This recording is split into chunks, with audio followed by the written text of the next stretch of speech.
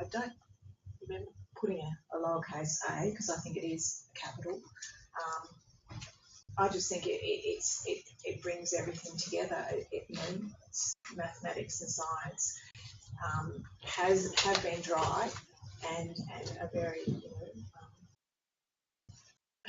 rule bound in certain ways, whereas the arts bring a colour to it. I think that's a little prejudicial towards science, frankly, because I follow Bri the Fly Guy on Instagram, and his feed is very colourful.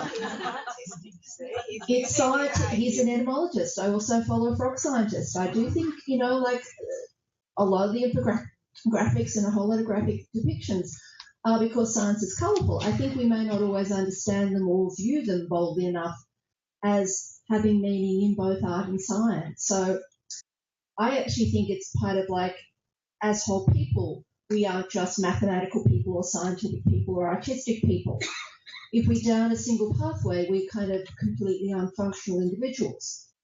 But even amazing scientists, even amazing artists have to take science into account, particularly when, you're creating your own paint or doing some other amazing things. So I kind of think the STEAM is a much more holistic view of how we are as people, and so reflecting that through library programs and services is a lot more powerful, and using Hut's term, resilient communities can come out of it because we're connecting everyone together. So yes, it's a little bit optimistic. I'm an optimist who's often disappointed, but look at Bri the Fly Guy on Instagram and you will not think about flies the same again.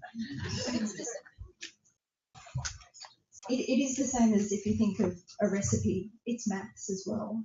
And recipe, whether that's for recipes for things like mocktails, I'll just put a plug in for Drogging for that, or cakes or whatever. That's, and cooking and things.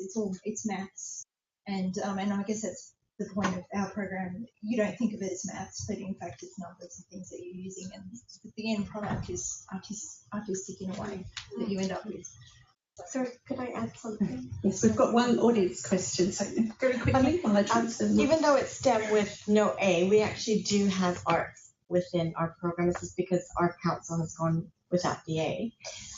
So recent examples that we're part of the Common Ground Art Festival recently. So we worked with local artists, and what we did is we did kind of the science bit of it, and they did the arts bit of it. And so we worked together to show how science and art work together. And they're not separate, they're actually together. So we had the innovation, the science, the art, all in one. Hi, it's Susan Carrick from ALIA. Just from a government advocacy perspective and responding to that comment that Margaret started off with, I think we find it very difficult to squeeze an A into STEM, because certainly from a federal government perspective, it's the STEM agenda. What we're finding more leeway with is putting the art into smart city. So just to say that that's the route we're taking on the advocacy list.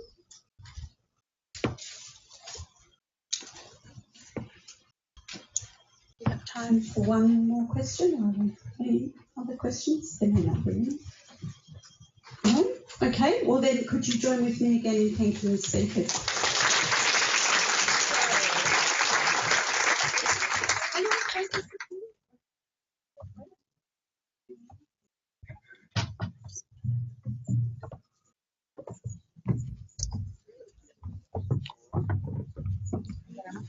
Folks, the gremlins have been in the typing and the timing of the program, so there is a little bit of an early mark in that. So it might be just a 5-minute break while we get ready, and we will be out of here earlier than the time on that, possibly before 4:30. So yes. So we'll just get everything ready, have a stretch.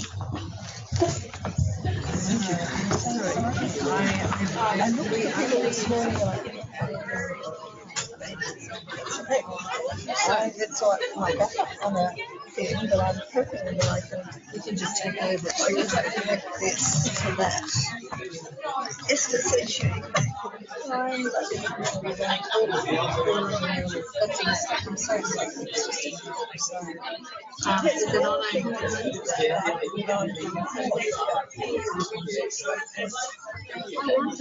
wondered about that. This disaster, sorry, that's my silly title. That'll teach me huge gap. So we'll use this as a second device. Oh, sorry. Using a second device. Yes, I'd like to use the Mac. So if I've got time, so how do I just restring that? So you'll be getting a partial view shot. So is it better if I don't? Because I got it as a PowerPoint here. Your screen might be fully shared, that's all. It'll be partial. Oh, that's okay. I'll do the PowerPoint one. It's only the box aren't quite as pretty, but Is that in? it's very little. Yes. Okay. Sorry. So yeah, I'm going to wait for you now. That'll give me time to Just everyone else stretch breathing. where are we? Okay.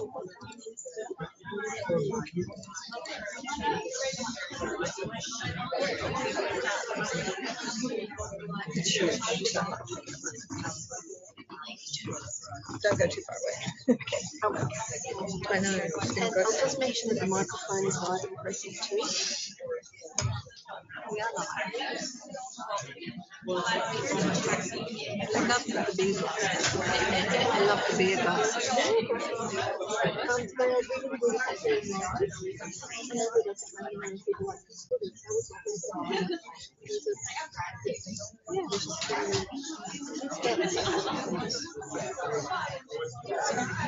Okay. The other thing that I might just do is I've got some. I'll just put the lab website up in case I have to go back. Just because we are experimenting with streaming. No, I've wondered about it.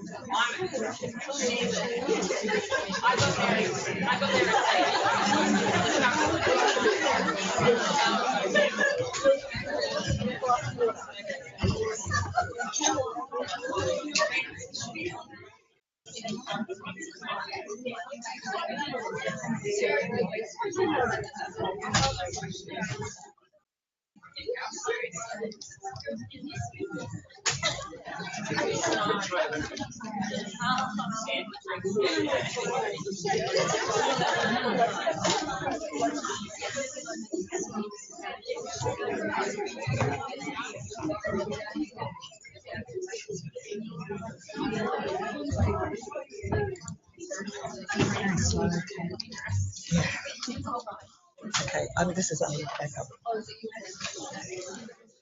Thank you.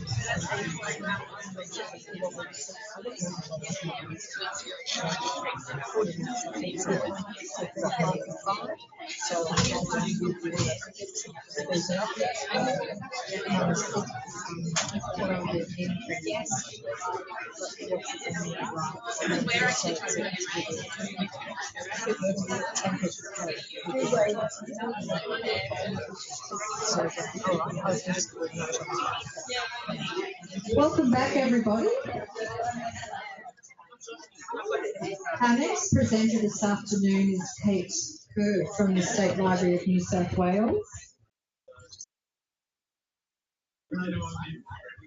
Kate's a hard act. She's closing today's proceedings, but it's with a very, very, very exciting project. So would you please welcome Kate Kerr. Thank you very much. And I'd just like to touch on what I think might be a slightly rare occurrence at the State Library, and she's probably going to kill me. But Andrea is my niece. It's not often you get two members of the family up presenting back to back. And she did a fabulous job. Okay, today I'm here to talk to you about the DX Lab and what we've been doing, what it is. And I'd also like to take the angle that the labs, I see the lab as a disruptor in libraries. It's bringing in different ways of thinking, different ways of doing things. And I think it might give you pause for thought about what is possible. This is our hashtag. Please tweet now or later. We'd love to hear from you whenever. We thrive on it. We have been trending in our 18 months history. We've trended on Twitter twice, which is all very exciting. We came behind Grant Hackett's meltdown. Sometimes you can't help bad luck. You can't plan your politics. So this is also the lab website where all of our experiments are described with learnings and things. We consider the work here we're doing to be open and available for reuse by others, whether they be individuals or other institutions. We put all of our code into GitHub. It is available, and we're also available to talk to you about how you might take some of our technology and reapply it in your own world. Okay, so the lab was established after an organisational restructure in 2015. One of the drivers was to explore ways to make the outputs of the Digital Excellence Program available. The Digital Excellence Program was, or is, a program of work by the library. In 2012, we put up two business cases, one to replace all of the infrastructure, hardware, PCs, websites, etc., and a second one to digitise large 52 significant collections from the library's collections. Never in our wildest dreams did we think we'd get both those, and we did. So it was a holy hell moment. What are we going to do now? Where we got $58 million for 10 years to do this massive re-engineering of the library. So the establishment of the lab was a unique response to collection delivery for a cultural heritage organisation in Australia. We feel lucky to be in this position for a GLAM. Not everyone gets to do this. And it supports user-led thinking, design thinking, experimentation, and deep research in digital humanities. And we want to maximise on this situation for us. And it is also an opportunity for us to give back to the sector, to learn with our digital peers. But why does a library need a lab? Libraries, and you note that I say need a lab, not should want a lab. I think we need them. I think it's what we've done in the last 18 months shows that there's a real opportunity here. Libraries are in a great position to influence new and emerging technologies, to bring new engagement and experiences to users and to attract new clients. As modern institutions, we cannot afford to be passive recipients of whatever technology brings our way. And as an industry, we have a strong history of influencing our technology providers in the forms of library catalogues and integrated library management systems. And I'd just like to hark back here. Way back in my career, I worked at the Australian Graduate School of Management when we first started using faxes and online information. And I was part of a research project at that point, which was researching the way that different professions have an influence on the technology that is developed for them. And librarians came in only second to surgeons as being influences of the direction of technology that is developed for use in their industry.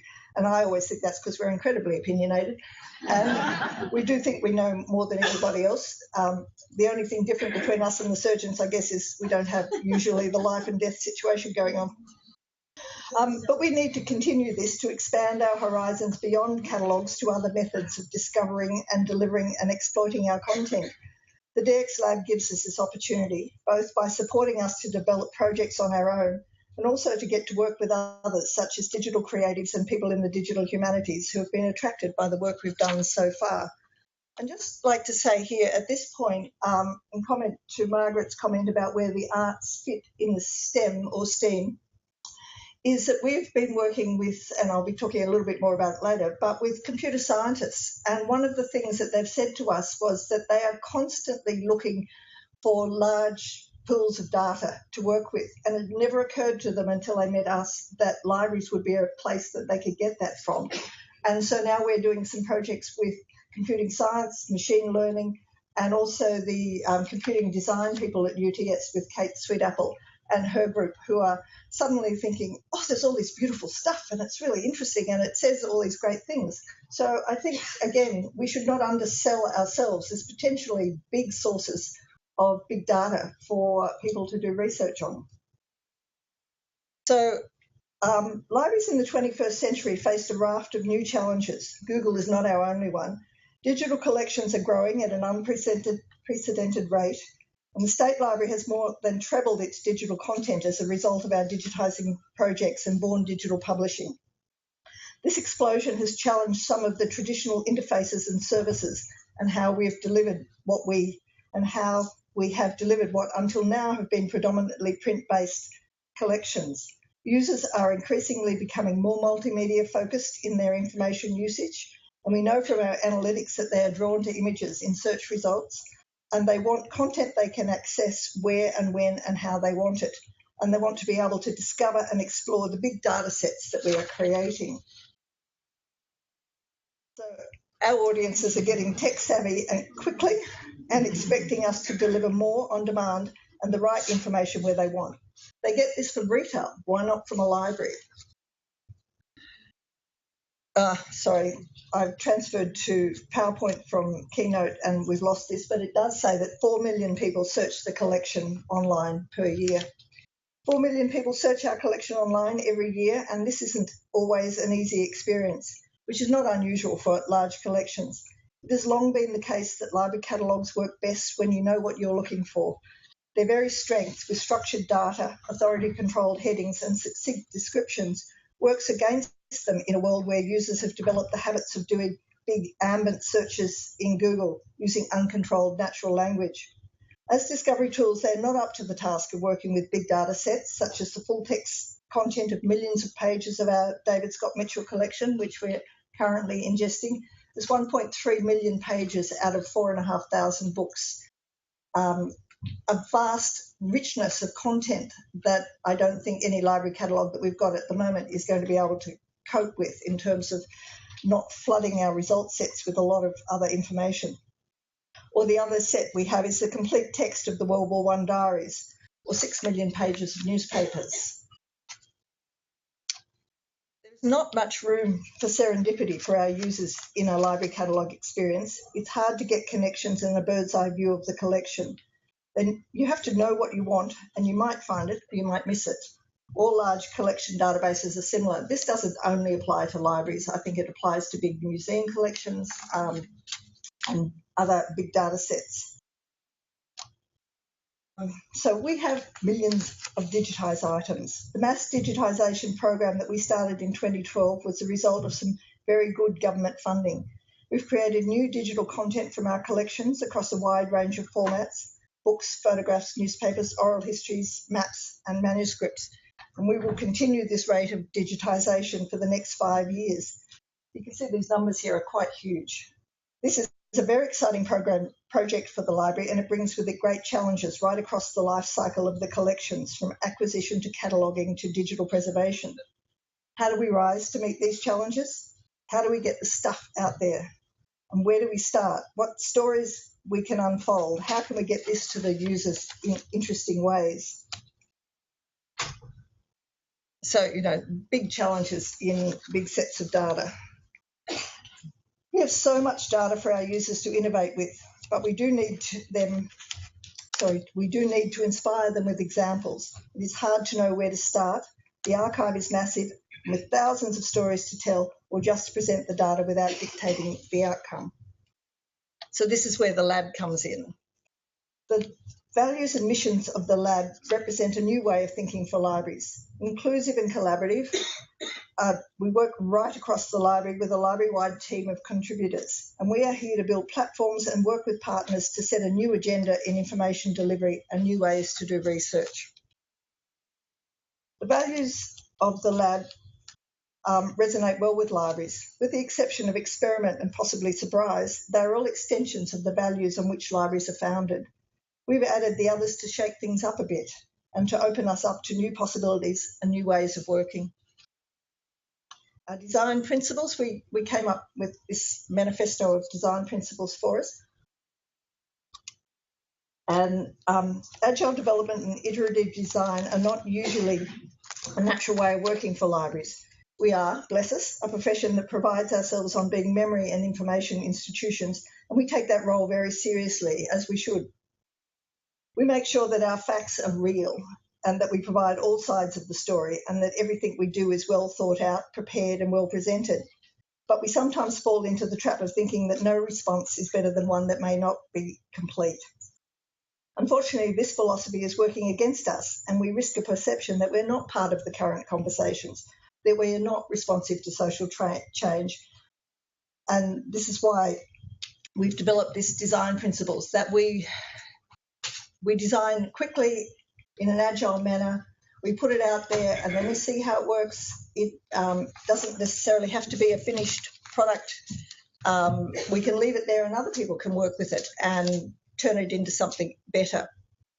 But importantly, we have to focus on our audience here. We're not doing this just because it's fun, and it is fun, not just because it's shiny, but because there is a purpose in this. This is about exploring and exposing our collections to our audiences in new and interesting ways.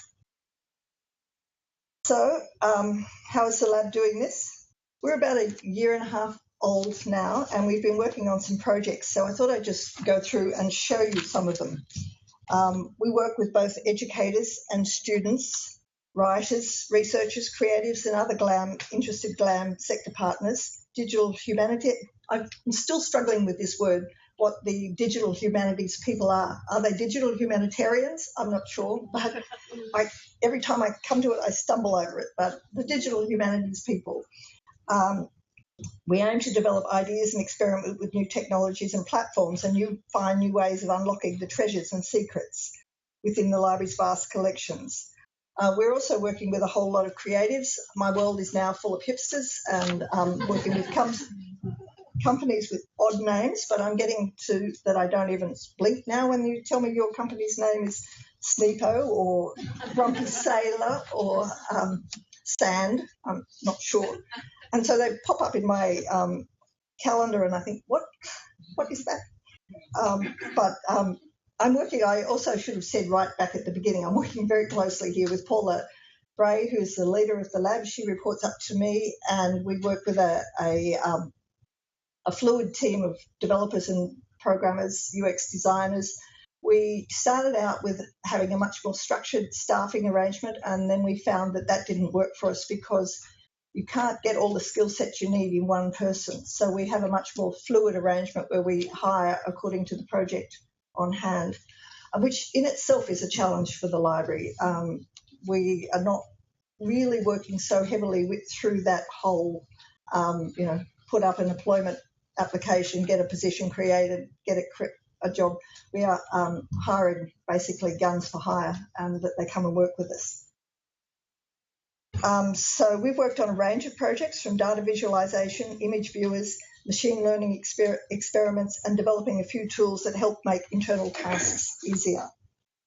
So the first major project we worked on is a product called Loom. Loom is the one, Loom was a new way to experience some of the data from our collections. We needed to build something very quickly to demonstrate what the lab was about. So in the first 6 months, I really felt strongly that we had to have something that explained to the world what it is that we were doing and what our design principles meant. So we designed Loom, and Loom is a way of looking at collections, and what we did here was take away the search box. We had a lot of workshops about what we might do it took quite a while to come to grips with how we might show something. And then we sort of said, what happens in a library collection if you can't search? How do you discover it? So this is a much more serendipitous way of looking at our image collection. We chose a small set. These are all pilot projects. They're not full scale. And what it does there is bring a photographic collection through and base it on a timeline. And then you can look at the images. You can still see all of the library cataloguing details are there, and you can find your way through by clicking on dates. Now, the reason that this was chosen and the way it works is that the three important things about a collection are people, or what is it, place and time. So that was bringing those three things together. We chose some places around Sydney, so around Darling Harbour and the Botanic Gardens and Circular Quay, so that we could keep a data set to a size that we could manage. And so this is what we were taking it away from, the single search box. This would be the other way of exploring it. And you would have had a one-to-one relationship for a record. But we wanted to look at contextual information, showing us how to use it, but also inspiring possibilities. So we had to limit the data, and we had a data set there, and I think my images are slightly out of order here. But so the first one was about looking at the photographs and serendipitously moving through time, just selecting on what interests you. You can favourite it and save it. You can link through and it will take you to the catalogue record. So while we're doing all of these demonstrations, we are also totally respecting the library collections and the fact that people do want to actually get to the items in the end. This vision of it is about place. And so these are heat maps that show the images, the peaks show the digitized content that we have in this subset of items for the collection. And when you see it and it tips slightly, you see down below the white, and I struggle for a word, whatever the opposite of peak is, but the trough coming down. And that is about what analogue content is on the library. And the message we're trying to get through here is particularly important to us in the digital world, where people think that everything the library has is digital, and they might stop looking in that collection. And the message we're trying to get across here is that we have all of this digital stuff, but we also have an enormous amount of non-digitized information, so it's still worthy of coming to the library. It also tells us a bit about the collections and where they are in time, how they've grown, and where our strengths and weaknesses are. So it was about taking a step back and looking at the collection from a bird's eye view. So the heat map, we learned about how this collection of data looks like en masse. So if you looked at this collection and searched Circular Quay in the library catalogue, you then find out that we've got 300 images, for argument's sake. It doesn't really tell you much about it. It doesn't tell you easily what the date range of those collections are, or what else about them besides Circular Quay groups them together. So what we were looking for was a way of looking at a bird's eye view of a collection, so you get a much better idea of how it goes and where its strengths and weaknesses are. And we also decided that it was quite beautiful. And so the two purposes of this Loom tool were about exposing collections, finding new ways of looking at it. But if you look at it as a tool that we can then use to analyse our collections, we can easily see what's digitised, what's not, where there might be intensity of collections around one space and very little around another. So it could be used as a way, if we were doing it over the whole collection, of getting a really good idea of how our collection actually meets, say, our collection strategy, and seeing where our strengths and weaknesses are. This one I think is interesting because this is a very library look at it, and this was to take all of the subject headings from those 3,000 images and then map them across there. And so you can see how many subject headings come out of a collection like that. It's, again, something that you don't normally see. and then we mapped them again by time so that you could see the changes in subject areas and areas of interest. And so I must admit, this working with a design company was quite a steep learning curve for them, trying to explain actually what subject headings are and what they mean to a whole lot of digital creatives. But they got there in the end, though they still always refer to it as metadata. And then we turned it into an index. So this was about looking at all of those subject headings turned into a visual. So what we have here are dots, and as you can see, the larger particles record the more items against that subject heading. The little ones and the empty ones are for the ones that don't have any. And then it just gets beautiful and dances. So you can see as you move through time where our subject, again, where our collections shift in time, and how you can sort of just generally get a different concept about how the library collections are and how they fit. We also did, and you can't see very well from this screenshot, but we also have linked this through to Trove so that it will also do a search for those subject headings and time against the Trove collection, so you can find out what other areas of interest were happening and what were the topics of the day. So, and again, it all links back. Everything always comes back to the images and back to the catalogue records. And it's just pretty. But what we learned about taking a broader perspective of a collection rather than a micro level of a collection. We learned that by breaking it up into different lenses, we had a different way of looking at it that we sketched in code. This was a very iterative process, and it took quite a long time, a lot of post-it notes, a lot of scribbling on pieces of paper. And we also learnt, and I think this is an important thing for libraries, we learnt that data is messy. We learnt that even though we pride ourselves on standards-based cataloguing and good catalogue records, I can tell you when you get them out there, they're always the same except when they're not. And there's an enormous amount of data normalisation that needs to be done before we can actually work with a data set like that. And I think that's really important challenge when we start to work with external people, because they need to be aware of that, and then we need to be able to work with it. And one of the things that I've said about this, and it was particularly about the geographic cataloguing, is everybody kept saying to me, why aren't these records geocoded?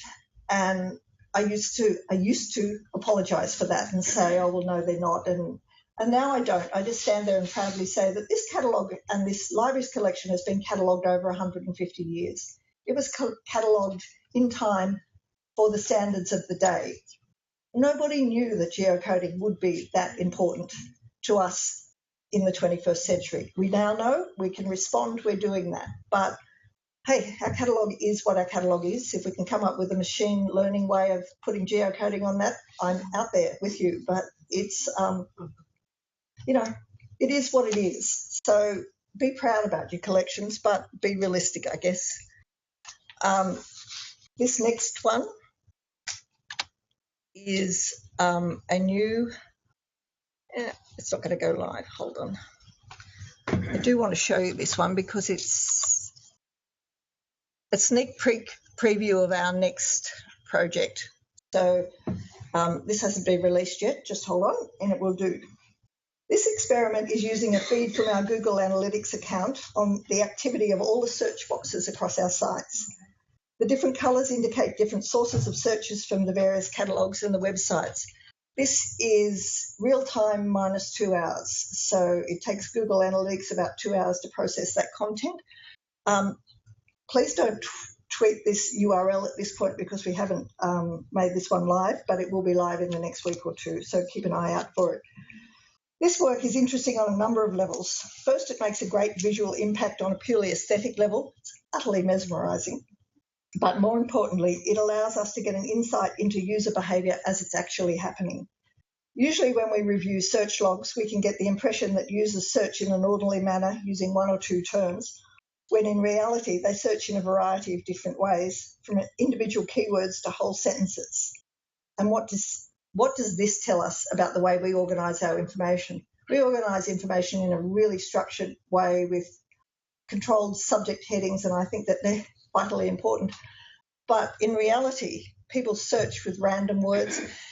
While this is being tested, they've been projecting it on the wall behind me, and I keep turning it around and thinking, they're never going to find anything in that. And that bothers me. Or there was one at the beginning where the whole text went white, and I realised somebody had pasted a whole paragraph into a search box. And I think we need to think about how we arrange our information, how we describe our information, and how our users get access to it. But this, I think, is gorgeous. But analysis of this data could also be used to inform collection development behaviours and inform decision-making about client behaviours across the sector. Seeing the trends and the responsive nature of what is happening in the media. And I know, because I know the other collections, I can sit here and pretty well tell you when there's a legal studies subject due. I can tell you when the Anita Cobby case must be up on the curriculum for review in terms of searching, because it suddenly appears and it's a court case that's quite a few years old. And you can see the stories behind this are amazing. Like one day I sat there and looked at it and there was about 15 searches all in a row about wills and disputes. And I'm thinking I'd love to be on the other side of what's going on there. But so I think that this is really important. But the other thing that it's really important to me, this one, and I'll show you the next project as well, are both about exposing the stuff that doesn't get seen in libraries. And one of the reasons that I pushed this one to be done, it's purely a personal reaction, but a couple of years ago, 18 months ago, we had quite a bit of controversy here about making some changes in the Mitchell reading room, and it was quite a sensitive moment. And I remember standing, and I don't even remember who it was, which is probably good, standing at my elbow looking into the Mitchell reading room. And somebody said to me, and there were people all sitting down there, see, look, what's the point? What's the worry? Nothing's happening down there. And I just sort of looked at them and thought, my God, inside every one of those heads is this massive search going on, this discovery, this whole story going on, but we can't see it. We don't ever get to see it. It's very personal. And, you know, somebody down there could have been discovering the long-lost relative or the piece of paper they've been searching for years. And yet on the calm surface is this just wonderful, very calm world. It's sort of like we describe doing some project work upstairs in the library about the duck syndrome, that on the surface everything is beautiful and underneath we're paddling like hell to make this happen. I think that's how libraries work, that underneath we're paddling like hell to make this go on. And I think something like this will be fabulous in terms of just bringing that to the fore. This is real. This is what people are doing right now. So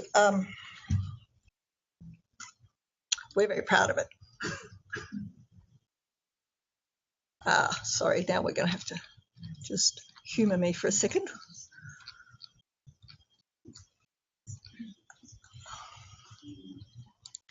Okay, so the other thing that we were lucky enough to be able to do in the first year of the lab was offer a DX Lab fellowship. Now, it was also the first fellowship that was offered to a digital fellowship for working with library collections from a digital point of view. It was a very generous fellowship that was funded by a bequest to the library of $30,000, so we attracted a lot of attention when we announced it, and the winner was an interesting coupling of an artist, a digital artist and a digital programmer, and together they've come up with a product that we'll be launching at the end of April. So again, another sneak preview for you. But this one takes a different look at users' behaviour, and the visualisation shows in real time the items that users have selected from the search result. So if the item was a digital object, then it's displayed. If it's not, a coloured box with the details used. The colours are all mapped to the Dewey number on the items, so we can see what areas of interest were looked at. So hopefully it's going to bounce. Yes, this is speeded up. We don't usually have quite this rapid activity happening in our catalogues, though sometimes we do. Again, it's a visualisation that gives an indication of what actually is happening in the library, the sorts of things people are looking at.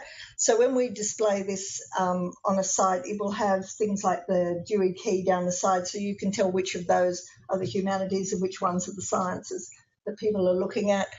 And what we've got here, what we're running it with at the moment, is a set of 4 months of data, but it's real time, as in it's the same time of day, the same day of the month that we're looking at, and it'll go over a 4 month period. Ultimately, it will go live and be coming out of the catalogues as live. But in terms of one of those things that happened to you, as in timing is everything, the moment they got it, were getting ready to work with this, was the same moment we were migrating from one library system to another. So could we connect it to this one, or should we wait and connect it to that one? It was just one of those moments. So we worked with a cached set of data. And so the other thing that we found in it when watching it is, again, we can see what's going on. We were looking at one period of time in it where we suddenly noticed there was a lot of photographs of tennis, old games of tennis and various other things. And suddenly it occurred to somebody, not me, because tennis is not my thing, that the Australian Open was on at that period in time. So, you know, there is a direct correlation between the world and what happens in libraries, and I think we sometimes miss that. We also have been working with partnerships, and one of the really exciting ones, I think, is a partnership with us and UTS. We're still negotiating the terms of this partnership, but we've been doing some work with them. And it's about using machine learning to tag images, but specifically about historic images with black and white photos. So we know that Google et al. Are currently working with image recognition, but we have found from some testing that it doesn't, modern image recognition is not working well with historic photos. So this project is specifically about that. And so we gave them 30,000 images from the Sam Hood collection, which are predominantly street scenes in Sydney in around the 1930s and 40s. And they used 20,000 of those images for training and 10,000 for testing. The other reason we chose the Sam Hood collection for this was it is already well described by human cataloguers. So we knew what our benchmark would be on this. And so they then came up. And as you can see, we've achieved around 78% overall precision. By that, we mean that they have got it nearly right. And this one blows me away because in some of them they can't work out a whole lot of things, but how the hell did they know that that was a game of cricket?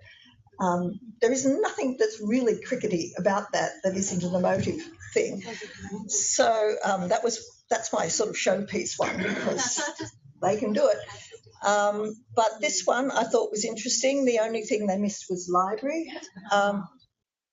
And this one I thought was interesting also, that they didn't get female children and portraits, but they got surf, which we didn't. So the possibility of it describing other things in our images for us.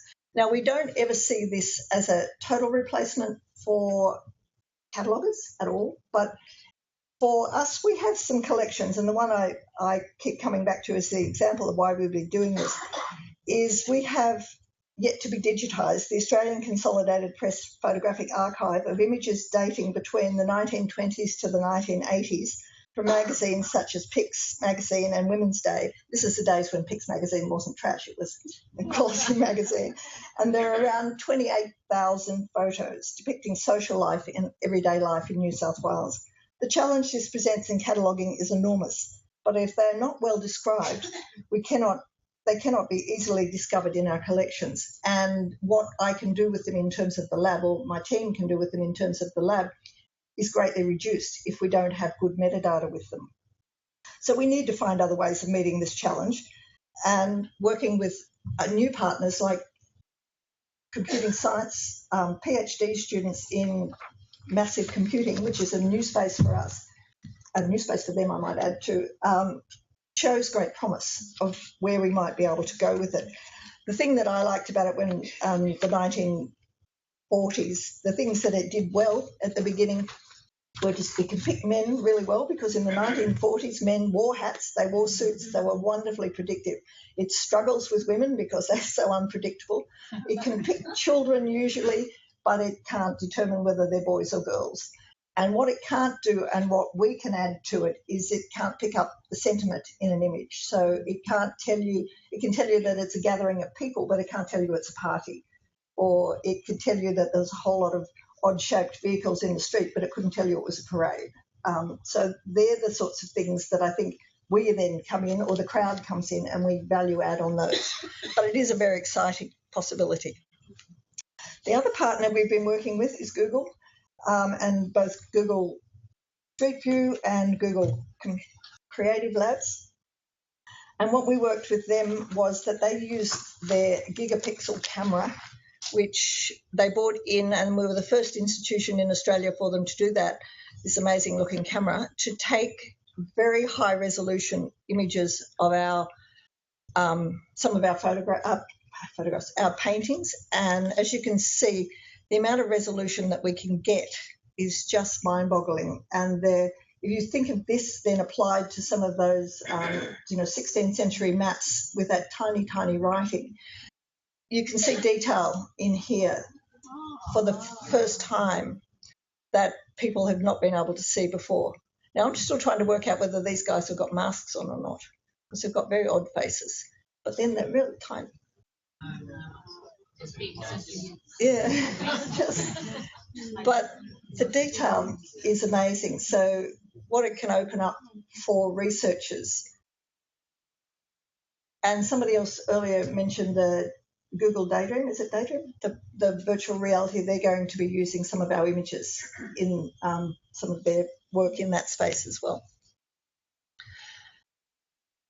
So we don't have to pay for the gigapixel camera. We don't have to own it. We don't have to operate it, but we can find people that will work with us for it. Then we've moved on to some of our other projects. So they're our big sort of heavily worked on projects, but we also do quick and dirty. We do, this one was a wet afternoon work. It started with a staff member having problems. As I said before, we were in the middle of migrating from one asset management system to another. We couldn't get hold of the images that we wanted easily. So it's really, really nice to have a developer at your fingertips, and you don't have to put in a project scope. You don't have to justify it. You just sort of say, look, what would happen if we needed to do this? And that's a lot how our projects happen, is what would happen if we did this? And the tool was first developed by a lab staff member in order to meet a short-term need to be able to quickly retrieve a number of images from the dam. At the point it was developed, we were migrating our systems and we couldn't get to the images that we needed very quickly. But once developed as a quick and dirty prototype, other staff saw it and said, I could really use that. So we smartened it up. We dreamt up a good acronym because all good digital projects need a catchy name. And so it's called DAIRY internally. And hence then we then found an image of a calf, because why wouldn't you? We shamelessly exploit our own collections. And so we chose a cute image for the interface and released it to staff. It continues to be used months later. And as you can see from the stats, it continues to be used massively. And if you think of that, it's fun for us, it's interesting, it's been an interesting intellectual exercise. But if you think of the fact that for each one of these images, and say somebody's retrieved 69 images in a day, they may take 10 minutes each under an old system, whereas here we can pull them all out in a thing. So the business process transformation and the business savings that come out of these sorts of things are not to be underestimated at all. And so in terms of a need was identified, users tested and refined, and a solution created. Job done. Doesn't need any more work. It just is. We also did a bunch of same sort of work on replacing our images in Flickr with high resolution images. And we thought that was going to be a short, quick job. Turned out to be quite a large one because the way we structure our data. In our DAM, our images are quite often collected into album collections. And when we put them up on Flickr, we didn't think about having to replace them at all. So we didn't have URLs that took you right through to the image. We only had URLs that took you back to the album, which is not a bad thing for our clients, because then they can end up looking to see that there is much more to this collection than the single image they're looking at. But for us, trying to find the single image, a bit of a bugger. So we worked with what we're using here all of the time is open source tools. And we used an open source image recognition tool and ran it against that. So we ran our images against that, and it could then locate the image that we thought it was and verify it. But it did it all automatically, rather than somebody sitting there searching for the image that we thought it was and going through sometimes 800 images to find out what you're at. So it did best guess. It did quite well. We then pulled them all down and we did hand checks of it at the end to work out whether they were actually right or not. So you can see some were quite close, some are not so close, but this to me also indicates that image recognition is a technology that still needs a bit of way to go.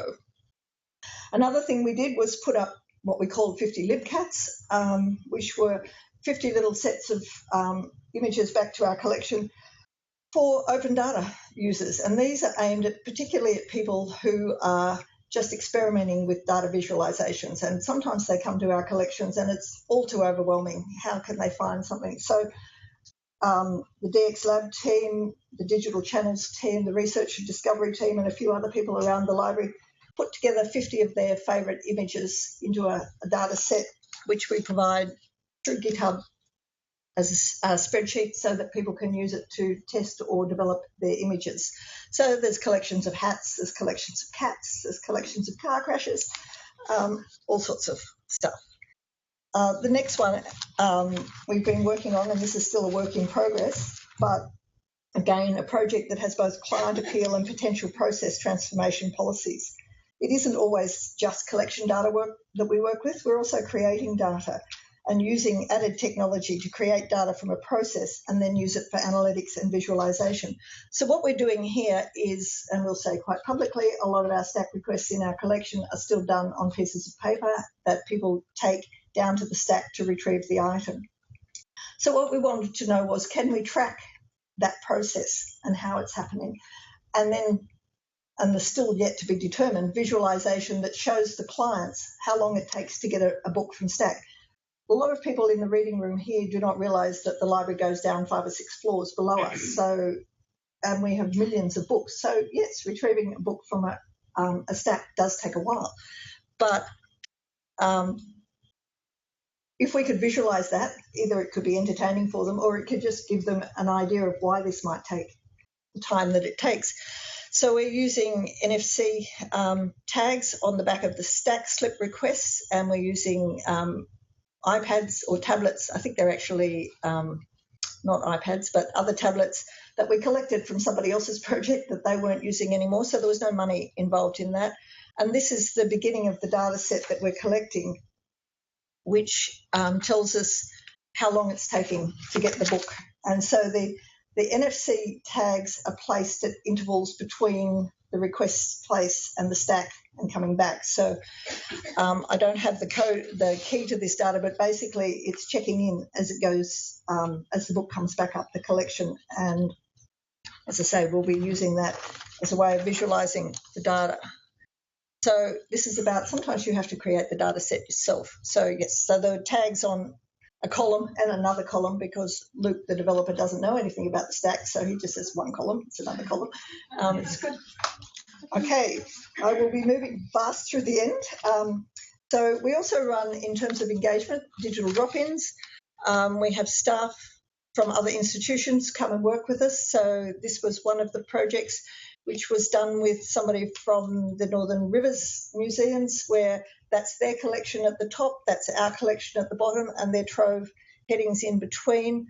You can go to our website and see it live. Otherwise, yeah, it does move. And what we didn't expect about that was then other people wanted this work. So it ended up as a full gallery experiences in the Government Architects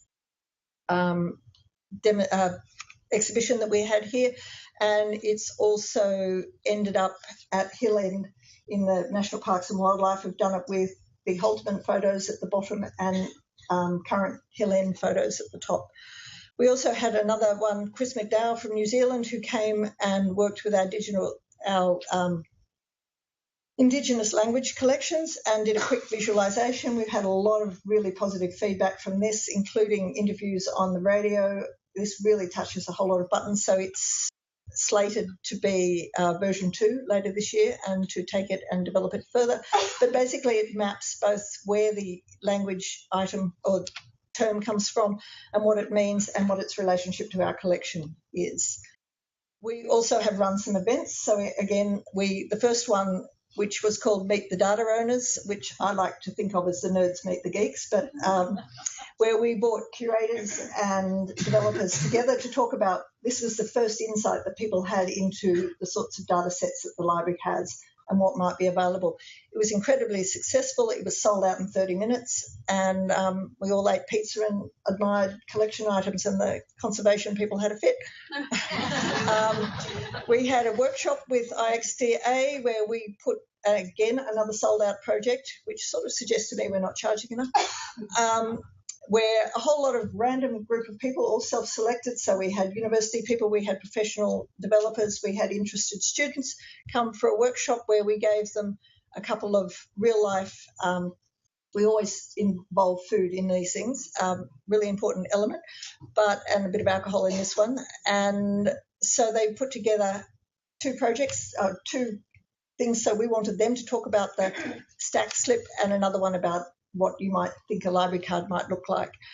And then they did sketches for us, and then they all had to present at the end of the day. And we got some really good ideas. They had some lovely ideas about it. One of them was to take that stack slip one and have it sort of come back and tweet the user when it was coming back saying, I've just passed Captain Cook's journals and I'm on my way past literature. I love it as an idea. But it was just really interesting to see other people's thought processes in libraries, and particularly around the library card one, because they and I have totally different ideas about what a library card is. Another one we did, again, just because we thought it was beautiful, which was what would happen if we made the front page of a website just a piece of art and then bring this collection out. So this is a collection of photographs. This sort of floats over. Again, all of our experiments are on our website. Do go and have a look. I have a soft spot for this because there's a picture of my house buried in here, only because it was photographed in the 1920s. So this one is just purely about beautiful. But it was actually quite a big programming challenge. We've also experimented with search by colour, so looking at an image collection based on the colours. And this one we did for the Sydney Harbour Bridge. No, it's not going to show you, but do go and have a look at it. It's a time-lapse of the building of the Harbour Bridge. And this was a sketch that came out in our UXD design workshop about what somebody felt the process looked like. And I think, yeah, that's probably what library work feels like as well. A lot of running around and then suddenly the light comes on and you know where you're going. So what we've learnt, experimenting is important. We need to be free to do that. That prototyping is critical because not everything works in the way that you think it is. Data is messy and will not always do what you want. Sort of suck it up, work with it. Be prepared to pivot. You might start off on this one. Be prepared to end up over here. It's not a bad thing. Tell your audience it's an experiment. I love the sign on the BBC's website lab space that says this is a place of experimentation. Some things may not work. And I think that's about as simply as we need to say it. We don't have to apologise for it. We don't have to say we can't show you this until it's perfect, because really it's about learning, poking a few things to see what would happen. Sketch lots, build upon your code, do short sprints, but be prepared for the fact that they may take longer. Share your findings, buy lots of post-it pads, buy lots of chocolate, because those 2 things are really important, and talk to everybody, your users, your client, your colleagues, other people that just sort of randomly come past. Everybody has an idea. All the ideas are valuable. Thank you.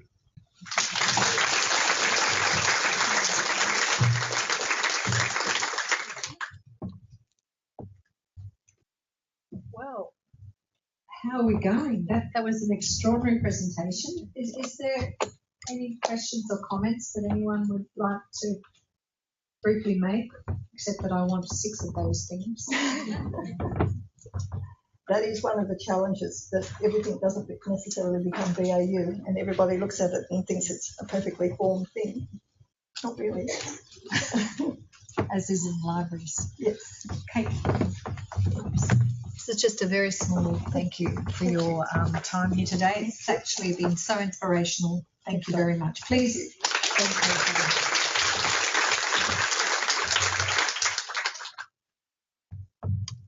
Well, what an amazing day. Thank you. You know, I think you've seen today that our libraries give life to communities.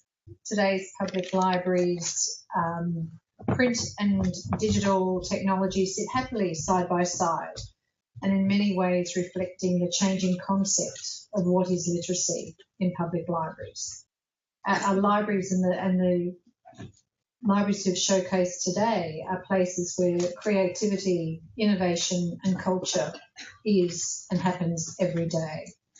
Libraries in this wonderful age of disruption and opportunity are making the most of retaining their value and their relevance and building on our traditions and values. This morning, Uncle Ray so warmly welcomed us to this wonderful country, reminding us that we are all part of the same. Carolyn McGregor showed us such a new paradigm, just brimming with big data. Selena talking about getting her teams into the library and tweaking the programs to actually make sure that your services are relevant to your customers. Jill and Ken showcasing RIDE's investment as part of core literacy, using the development grants as for their digital platforms. David, I think extreme generosity and faith in handing over your mobile phone. Denise, those outcomes and economic drivers behind the clubhouse. There's such inspiring stories about youth leading access to technology. And the magic, I think, is a great takeaway. Adam and Miranda, getting children to think collaboratively, those 4 and 5-year-olds that are providing our future and the job and creativity that we will all be looking at experience of as you know, I join in retirement, seeing what comes out of that.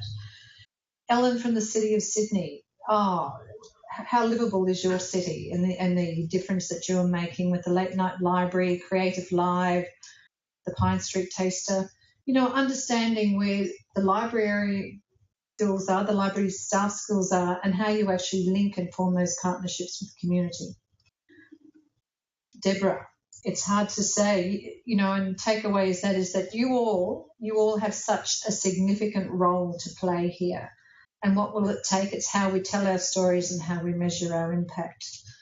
Brendan, I'm always going to have that image you show of our older folk playing with digital and augmented reality as they sit perplexed at the end of the session to say, well, has it stopped yet? Like me, the inclusive nature and change that very, I think library staff share a lot, and Lenky was very forward in saying that the change that was required from her staff to make sure that we deliver, again, Norway delivers what their customers need. And I'm very interested in your 3D historical image of your city. You're doing something similar. And then we had the police. I wondered what that little noise was in the background, and thank you to Ellen for telling me it's the people who don't put their phones on mics during conference calls. That was a really good reminder for me. Don't leave your microphone on when you're actually listening to somebody else. Cheryl, Rebecca, taking a look at ourselves. And I think that's the wonderful nature of librarians. We're very, very happy to take a look at ourselves. You know, what percentage of our staff are actually offering face-to-face services and how we position our library as a place. Cheryl, Perth's determination to have a future in knowledge, the opportunities and long-term outcomes. You know, Ellen and Andrea, the importance of science and maths in everyday life, and I'm really pleased I'll be able to look at that little graphic on the side of the bottle with much more relevance. Lillian, multiply and divide. What a delightful, fresh approach to the issues that public libraries are resolving. And Kate, wow, on the calm surface, we are incredibly calm, but underneath we paddle like heck. And I think it's the serendipitous nature of public library services that, for me, that sentence rings so true. So it's a special thank you to all our presenters here. On the website you'll find their papers. They've worked they've been absolutely collaborative to work with. They've provided their papers on time. They've provided us, I think, today, which I feel is a deliciously eclectic smorgasbord of fabulous ideas for us each to take away. And behind the scenes, we've had Estee and Ellen helping us out with the technology, with the room, and Philippa from State Library, who's also helped us this morning setting up. So to you all, thank you. Thank you so very much for participating today. It's been absolutely amazing. We look forward to day 2 tomorrow, kicking off again with registration at 9. And I just want to make a reminder about the conference dinner tonight. Not being a Sydney local, my language may have driven you to somewhere else. So it's actually it's a water taxi. The water taxi stop is almost in front of the Contemporary Museum of Art, very close to that big cruise ship terminal that comes in. So it's not on the other side near the Opera House, it's on the side of the Museum of Contemporary Art. If anyone's got beside the park. And there's some wonderful Sydney people here. So if anyone has any queries, because it will pull out at 6:30, and I don't want to be responsible for giving people in front of the Museum of Contemporary Art. There's a beautiful building. Left-hand side of the quay. So when you're walking down, it's on the left-hand side of the quay. Google it. It's 140 George Street. So we'll see you all there tonight at 6:15. Thank you again. Well done.